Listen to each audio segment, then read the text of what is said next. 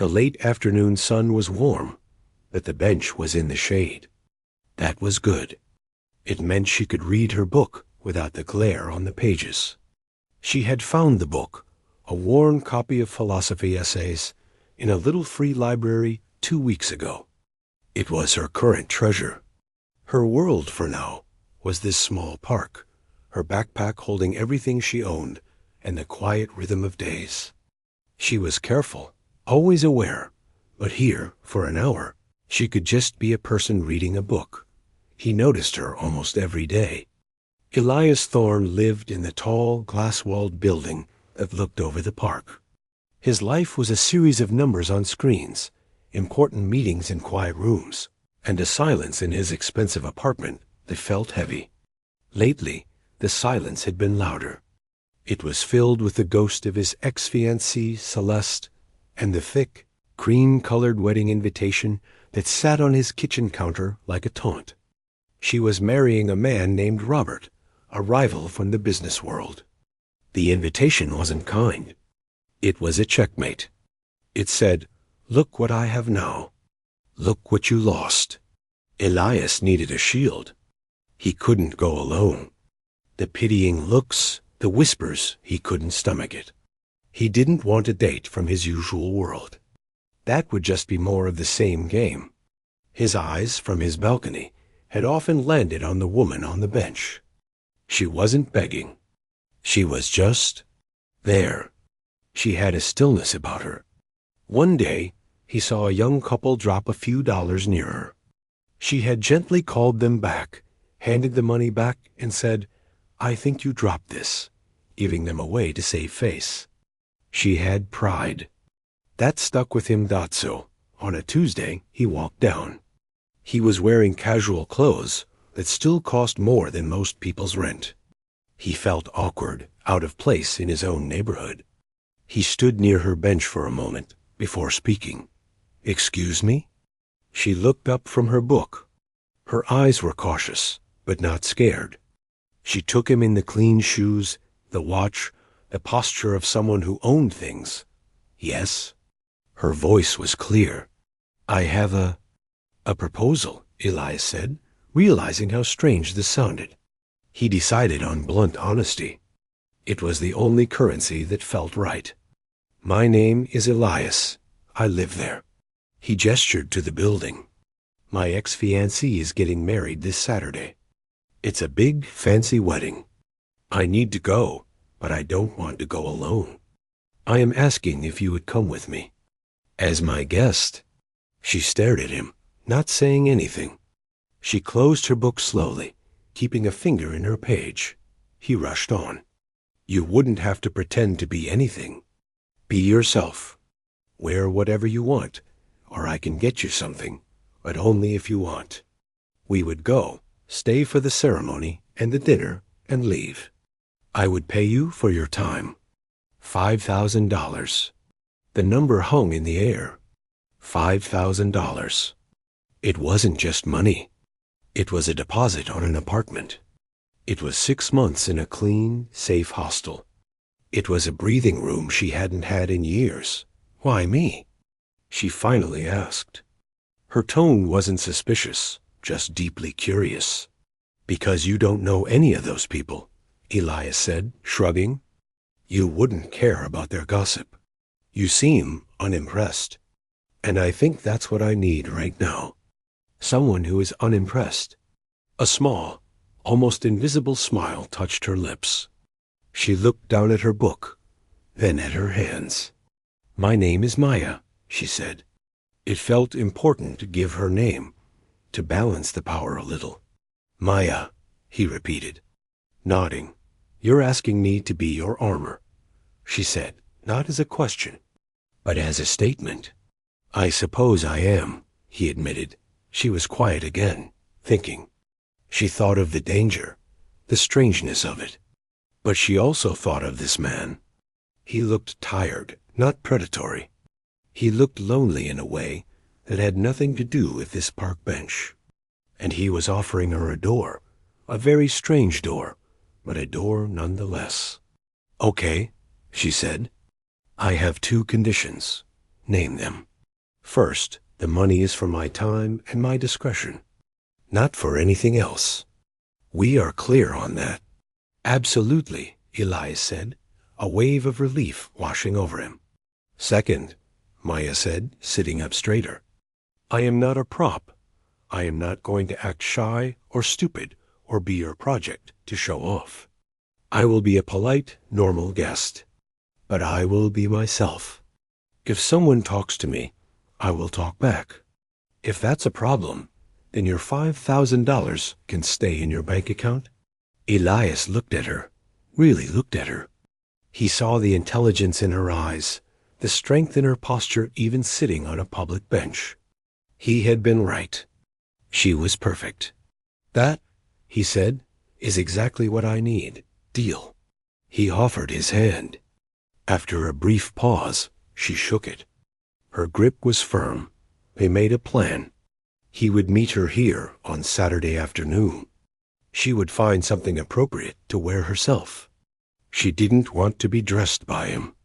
He gave her a prepaid phone so they could communicate. As he walked back to his glass tower, Elias felt a strange new feeling. It wasn't happiness. It was the absence of dread. He had a plan. On the bench, Maya opened her book again, but she didn't read. She watched the pigeons for a while. A part of her wondered if this was a terrible mistake. But a larger part, the part that had survived so much already, was curious. She had just agreed to walk into the heart of a world she only saw from the outside. She wasn't going as a beggar. She was going as a hired observer. And for the first time in a long time, the next chapter of her life was completely unknown, and that felt, strangely, like a kind of freedom. She carefully placed the new phone in her backpack, right next to her philosophy book, not the afternoon of the wedding. The air in the city felt different to Maya. It was charged with a quiet purpose. She had spent the last of her own meager savings on a single item, a deep green dress from a thrift store 2 towns over. It was simple, with clean lines and a fabric that didn't whisper, but spoke softly of better days. It fit her perfectly, as if it had been waiting. She had washed and styled her hair in the public restroom of the library, taking her time. This wasn't about pretending to be someone else. It was about presenting the person she always was, just polished. When Elias saw her waiting by their park bench, he stopped for a second. He had expected a transformation, but this was something else. She didn't look like a project or someone playing dress-up.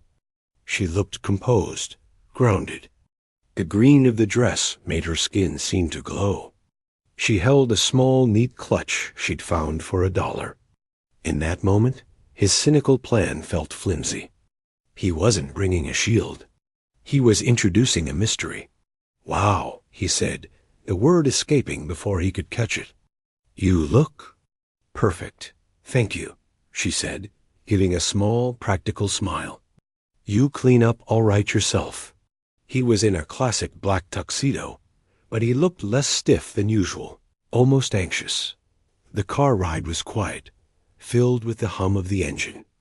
Elias stared out the window. Just so you know, he said, not looking at her, it's going to be a lot of performance. Everyone there speaks in a kind of code. They compliment you to see what you'll say back. They ask polite questions that are really little tests. Maya listened, watching the expensive houses blur past. I understand codes, she said simply. I've lived in different worlds too, just different ones than yours. The wedding was at a vast estate on the cliffs. As they drove up the long, winding driveway, Maya didn't gawk. She observed.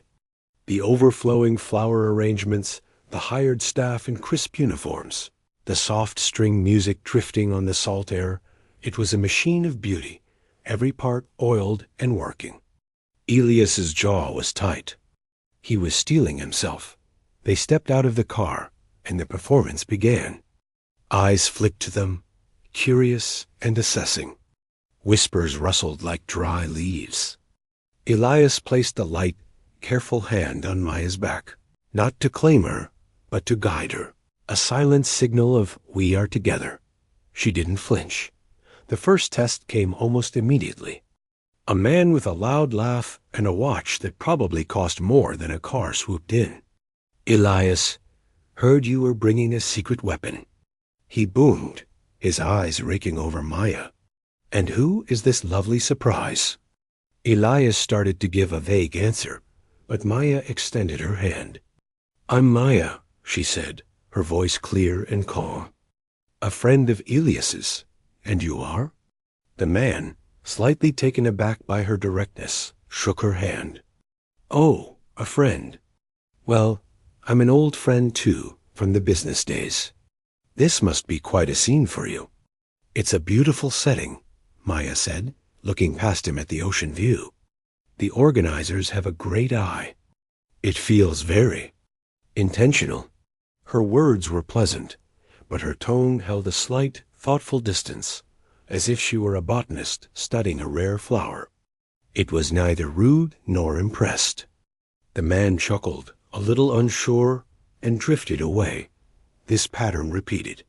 People approached with sharp smiles. They asked what she did, where she was from. Maya answered with quiet truth. "I'm currently between projects, exploring some new opportunities," she would say. Or, "I'm from the city, born and raised. I love its different layers." She turned questions back with genuine, mild curiosity. "That's an interesting point. What do you think about the city's changes?" She spoke about the book she was reading, not the philosophy, but the simple act of finding joy in a story. She listened more than she talked, and when she did talk, it was with a weight that made frivolous people uncomfortable. Elias watched, amazed. The armor was working, but not in the way he'd imagined. She wasn't deflecting their barbs. She was dissolving them in a pool of calm authenticity. The pitying looks he'd feared for himself never materialized. Instead, people looked intrigued, confused, and slightly disarmed. He found himself relaxing, even starting to enjoy their confusion. Then they saw the bride. Celeste was a vision in white lace, a diamond necklace glittering at her throat. She was beautiful in a sharp, polished way, like a diamond itself, all hard edges and brilliant light. Her eyes found Elias and then locked onto Maya. A flicker of surprise, then irritation, then cold calculation passed over her face. She glided over, her new husband Robert, a handsome, serious-looking man, in tow. "Elias, you made it," Celeste said, her voice sweet as frost. "And you brought a friend. We're so delighted to meet all of Elias's." "Friends?" The pause was intentional. "Maya, this is Celeste and Robert," Elias said. His voice tight. Maya offered the same polite smile. "Congratulations to you both. It's a remarkable day." "Thank you," Celeste said, her eyes not leaving Maya's face, searching for a crack. "And what brings you and Elias together? Old friends, or—" "We met through a mutual interest in seeing the city from new angles," Maya said smoothly. "He's been a very insightful guide." The answer gave away nothing. It sounded perfectly reasonable. Robert, less interested in the game, simply nodded. "Enjoy the party," he said, already looking over Maya's shoulder at someone more important. As Celeste was pulled away by her father, she shot one last, long look back. It wasn't angry. It was reassessing. The weapon she'd expected Elias to bring, a socialite, a fling, a disaster, had not appeared. Instead, he had brought a quiet, unreadable woman in a green dress, who didn't seem to know she was supposed to be losing a game. For the first time all day, Elias felt like he could breathe. He looked at Maya, who was calmly watching the crowd as if it were a play. "You're remarkable," he said quietly. Maya glanced at him. "They're just people, Elias. Nervous people in expensive clothes. The code isn't that hard to crack. They all want to know if you're more or less important than they are." She took a small sip of the champagne a waiter offered. "I'm just not playing that game." It seems like a waste of a perfectly good afternoon. In that moment, Elias's plan didn't just feel successful. It felt trivial. He had wanted to not lose face. But Maya, without even trying, had shown him how little those faces actually meant. He followed her as she drifted toward the edge of the crowd, drawn to the quieter part of the gardens, where the sound of the ocean grew louder than the chatter of the guests. For him, it was a retreat. For her, it was just a better view. The garden path was made of smooth, pale stones that wound their way down towards the sound of the ocean. The music and chatter from the wedding tent grew softer, replaced by the rhythmic crash of waves against the cliffs below. Maya needed a moment. The performance, the constant watching and being watched, it was draining. She was good at it, but it took a piece of her. The quiet out here was real. She found a small stone bench tucked behind a large, flowering bush. It was private, shaded from the last of the sun. She sat down, letting out a slow breath, and just listened to the water. The green dress felt like a second skin now, a costume that had started to feel comfortable. She was thinking about the strange looks, the coded questions, and how different Elias seemed here smaller, somehow, in this world he was supposed to own. That's when she heard the voices. They were sharp, urgent, cutting through the peaceful sound of the waves. A man and a woman, trying to whisper, but too angry to keep it quiet. You are being reckless, completely reckless. It was the man, his voice a low, furious growl. Maya froze. She didn't recognize the voice, but the woman's reply turned her blood cold. It was Celeste, the bride. But this wasn't her wedding day voice. This was stripped bare, full of venom and fear. It's my wedding. It was the perfect opportunity. The transfers look like gifts. It's clean? Clean? Do you think the authorities are idiots? A sudden $500,000 in gifts? And now that city inspector is asking questions about the Harbor North permits. He's not going away with a nice bottle of whiskey this time. We need to handle him, permanently. Maya's hand tightened on the edge of the bench. Handle him, permanently. The words hung in the salty air. This wasn't just gossip. This wasn't about social games. This was about money, a lot of it, and something much darker. The man spoke again, his tone icy with control. The money from today gets moved tomorrow. The wedding planner account in the Caymans. You will not touch it. You will not mention it. And the inspector, let me worry about that. Your job is to smile and cut the cake. Do you understand me? One mistake and we all sink. There was a rustle of fabric, a stifled sob of anger from Celeste. This was supposed to be my fresh start, she hissed. Your fresh start is built on what I provide, the man snapped. Now go back to your party. Maya heard the crunch of heels on gravel, moving away quickly. She remained perfectly still, her heart hammering against her ribs. She needed to get out of here, back to the crowd, back to Elias. She had to tell someone. Carefully, she stood up, her legs feeling shaky. She turned to sneak back up the path. Crack. The sharp sound echoed. Her heel, the borrowed shoe that was a size too big, had caught on a loose stone and snapped clean off. She stumbled, catching herself on the bush, but the damage was done. The rustling from the other side of the foliage stopped. The world seemed to hold its breath for a second. Then, the leaves of the bush were pushed aside. Celeste stood there. Her beautiful face was blotchy, her eyes red-rimmed from angry tears. But when she saw Maya, all that emotion drained away, replaced by a look of pure, cold horror. It only lasted a second. Then, like a curtain falling, her expression smoothed into the polished, pleasant mask of the bride. But her eyes were like chips of ice. Well, Celeste said, her voice eerily calm. It seems one of our guests got lost in the gardens. Maya straightened up, holding the broken shoe. Her mind was racing, but she kept her face blank. I was just getting some air. It's a bit overwhelming in there. Of course, Celeste said, taking a small step closer. Her smile didn't reach her eyes.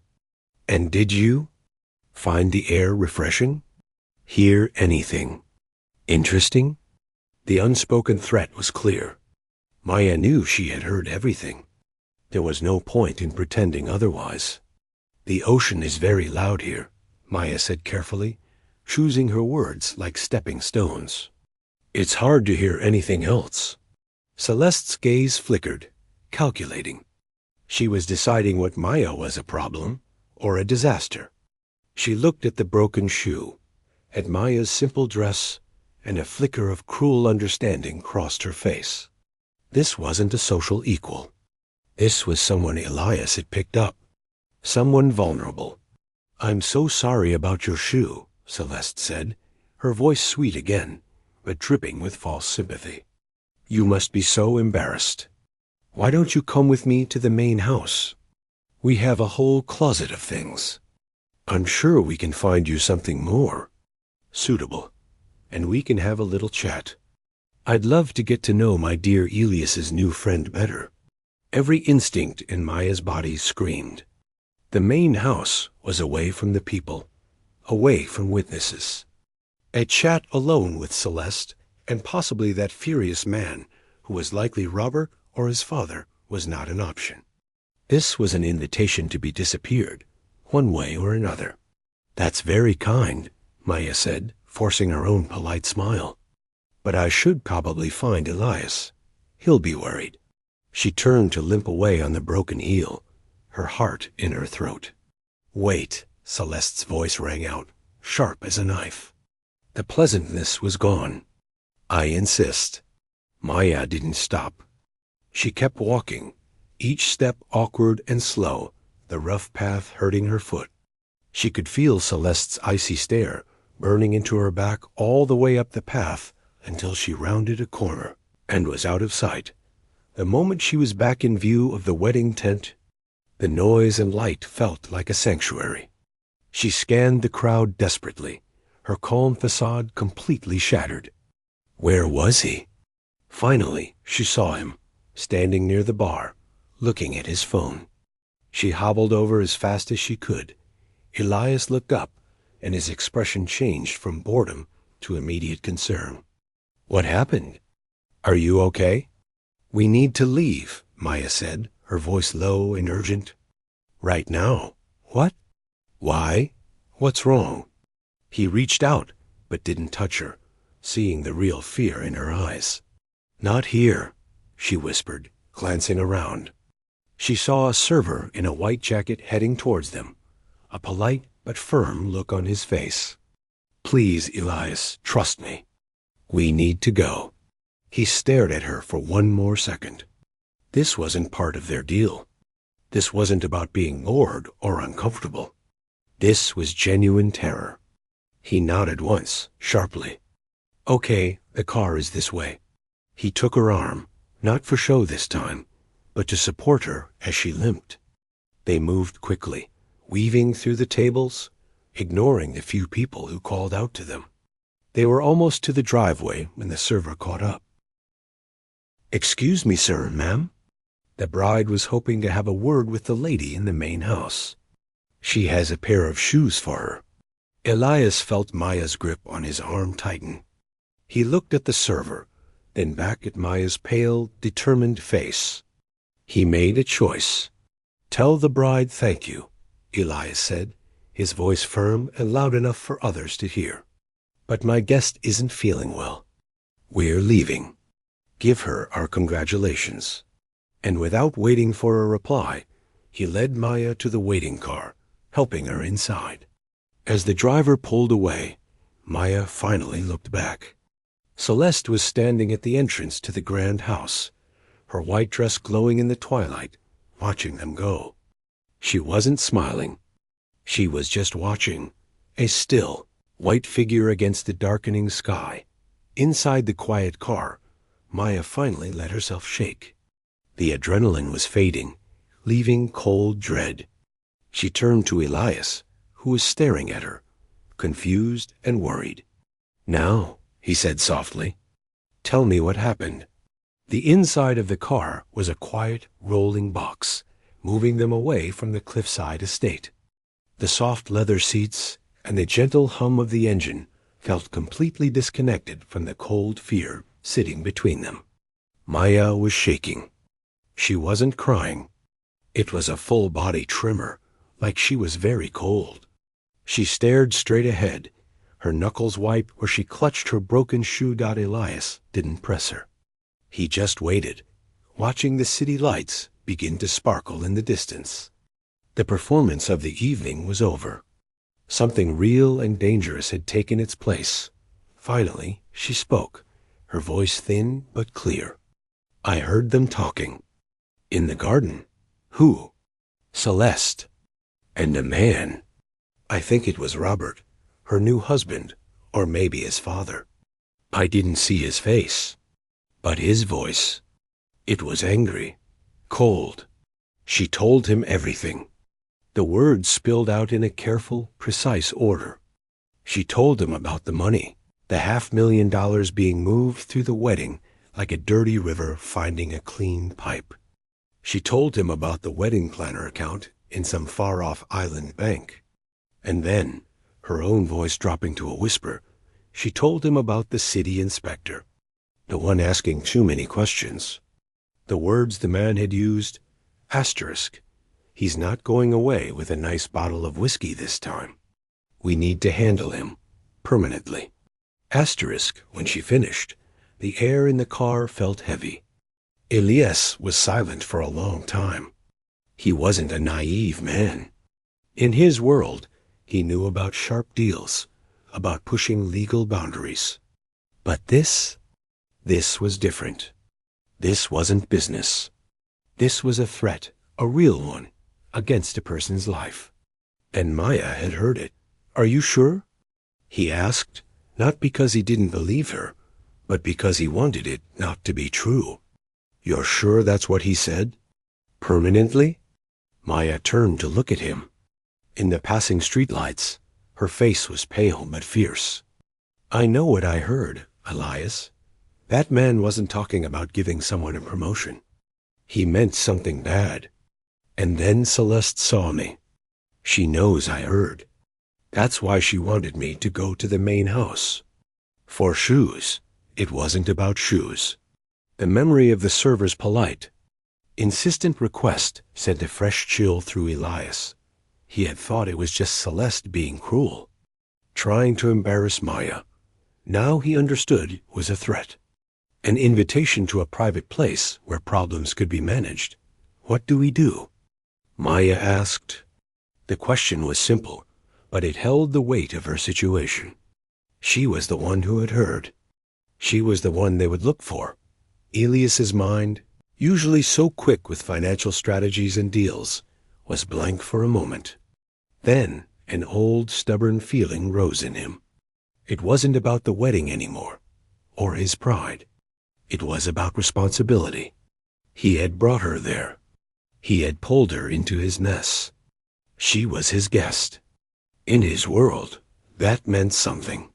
"You don't go to any main house," he said, his voice firm. "You don't talk to anyone from that wedding.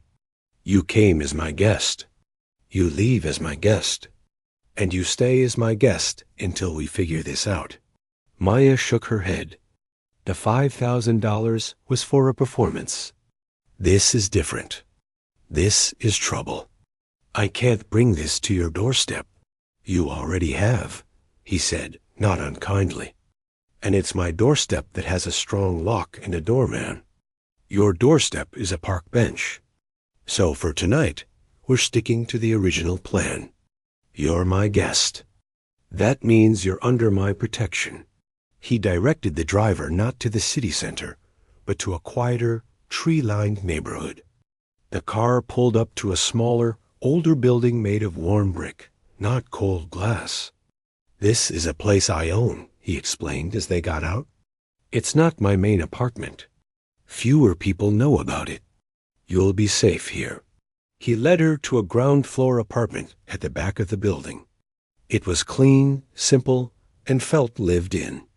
There was a small kitchen, a sitting room, and a bedroom. "I use it when I need quiet, or when family visits," he said, turning on lights. "There's food in the fridge. The bathroom is through there. The locks are good." Maya stood in the middle of the room, still holding her broken shoe, looking lost. The bravery she had shown at the wedding was gone, worn away by fear and exhaustion. She looked like what she was, a woman who had been surviving for a long time and had just run into a wall she couldn't climb alone.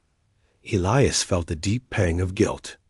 He had wanted a shield, and he had given a target to someone who didn't deserve it. "I'm sorry," he said, the words feeling completely inadequate. "I never meant for this to happen." Maya just nodded, not looking at him. "What happens tomorrow?" she asked, her voice small. "Tomorrow," Elias said, leaning against the kitchen counter, "we start thinking. But tonight, you rest. You are safe here. I give you my word." He showed her how the locks worked, gave her a spare key, and wrote down his personal cell number on a piece of paper. "Call me if you hear anything, if you see anything that worries you. Anything at all." He was about to leave, to go back to his empty glass tower and try to process everything, when Maya spoke again. "Elias?" "Yeah? Thank you. For not leaving me there." He met her eyes and saw the genuine gratitude there, mixed with the fear. He had done the bare minimum, the only decent thing, and it felt to her like a lifeline. It shamed him. "Get some sleep," he said gently. "We'll talk in the morning." He closed the door behind him and heard the solid click of the lock from inside. He stood in the hallway for a minute, listening to the quiet of the building. His mind was no longer blank. It was churning. The numbers, the names, the connections. Celeste, Robert Harbor North permits. Cayman Islands. He walked out into the cool night air. The wedding felt like a distant, silly dream. A new reality had taken its place. He had promised her protection. And for the first time in a long time, Elias Thorne had a purpose that felt heavier and more important than just money.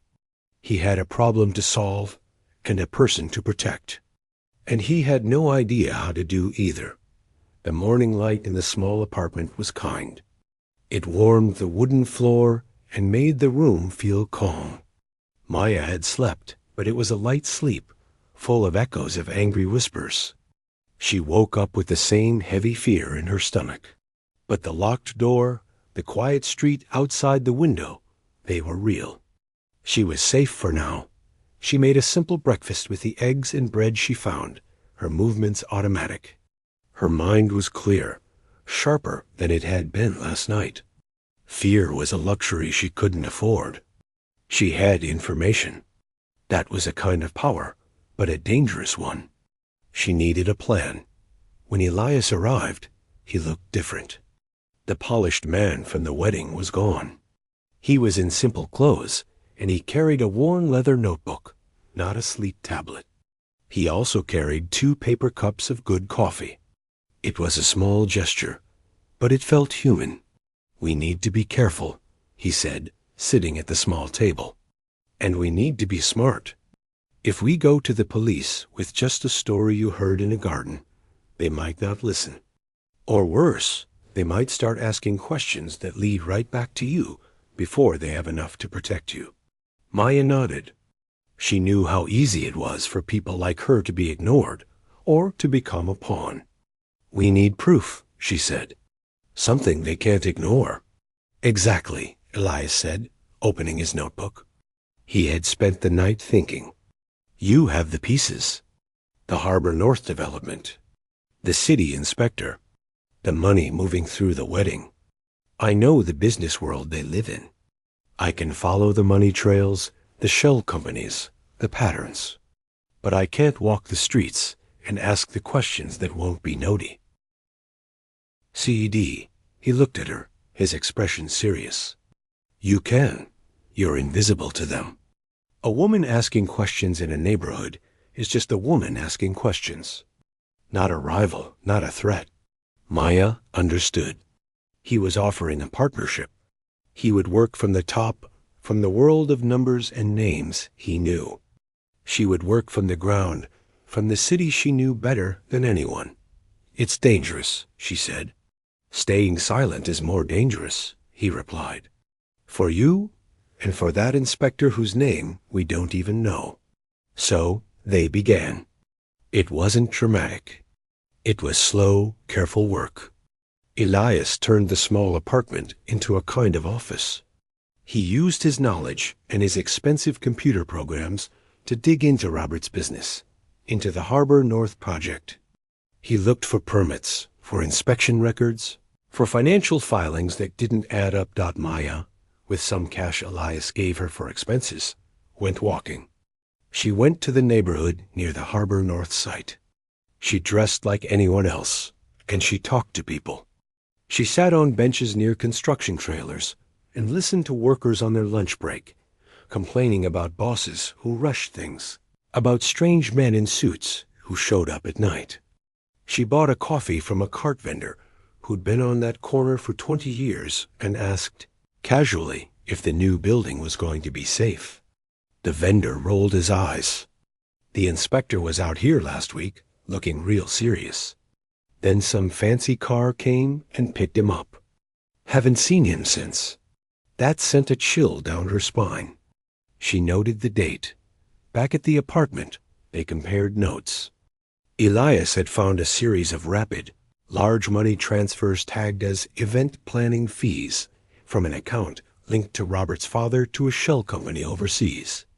The dates matched the wedding planning. Maya told him about the missing inspector, about the workers' worries about cheap materials. They were building a picture, piece by piece. It wasn't just about the money. It was about a building that might not be safe, and a man who might have been paid to look the other way, or worse. Weeks turned into a month. Maya wasn't living in the park anymore. She was living in this quiet in-between space, working. She and Elias became a team. They spoke in short, clear sentences. They respected each other's worlds. He learned from her how to see the city's truths that weren't written in reports. She learned from him how power and money could be hidden in plain sight. Finally, they had a dossier. It wasn't a smoking gun, but it was a detailed map of Smoke financial records, witness accounts from Maya's notes, timelines, and the ominous disappearance of a public official. It pointed clearly to fraud, to corruption, and to a very real threat. The question was, what to do with it? We could send it to the newspapers, Elias said. A scandal like this, they'd chase it. But would they protect the source? Maya asked. Would they act fast enough to help the inspector if he's in trouble? In the end, they chose a two-part plan. They compiled everything into a clean, anonymous package. Elias, using skills he'd rather not name, sent it digitally to the Financial Crimes Unit at the federal level. These were people who cared about the money trail above all. At the same exact time, they printed a copy and mailed it, old-fashioned style, to the most famous investigative journalist in the city, a woman known for protecting her sources and shaming the powerful. Then they waited. They didn't speak much about it. They just went about their days, the secret hanging between them. The story broke 3 weeks later. It wasn't a trickle. It was a flood. The journalist's front-page story was titled, A Wedding Gift of Lies. It laid out the money laundering in shocking detail. The federal investigation, now public, added the weight of the law. Robert's father was arrested at his office. Robert and Celeste were detained for questioning. The news vans swarmed their perfect lives. And then a smaller story appeared on page 4. The city inspector had been found. He was alive, but badly shaken. He had been threatened and held in a remote cabin, told to forget what he'd seen at Harbor North. He was now under police protection and telling his story. The day that article came out, Maya read it sitting at the sunlit table in the apartment. She read it 3 times. Then she put the paper down and cried, quiet tears of relief for a man she'd never met. It was over. Elias kept his word. The $5,000 was the first thing he gave her, but it was no longer payment. It was a start. With her consent, he used his connections to quietly secure a reward for the information that led to the recovery of stolen funds. It was enough for Maya to do what she dreamed of. She got a clean, bright apartment of her own. She enrolled in community college to study social work. Elias, changed by the whole experience, started a foundation. Its goal was to help people in the city find safe housing and fresh starts. He asked Maya to be his chief community advisor. She knew the need, she knew the people, and she knew the system. She said yes. They didn't fall in love. That wasn't their story. What they built was deeper, in a way. It was respect.